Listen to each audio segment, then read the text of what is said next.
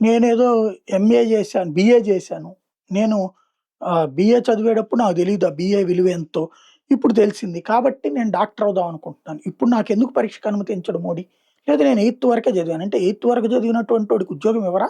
ప్రభుత్వ ఉద్యోగాలు ఇవ్వరా? అంటే ఈ దేశంలో బ్రతికే స్వేచ్ఛ మాకు లేదా? చదువు లేకపోతే మేము బ్రతకూడదా? అట్లాగే నేను 10 సార్లు తప్పాను.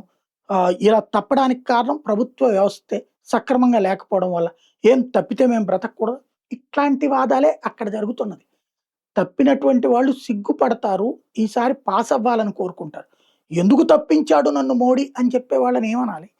అక్కడ ప్రత్యేకించి భారత వ్యతిరేక శక్తులు, జాతీయవాద వ్యతిరేక శక్తులు, వందే మాతరం వద్దనే శక్తులు, భారతీయ సంస్కృతితో విభేదించే శక్తులు వీళ్ళందరూ జంతర్ మంతర్ దగ్గర జట్టు కట్టి చేస్తున్నదేంటంటే వితండవాదం.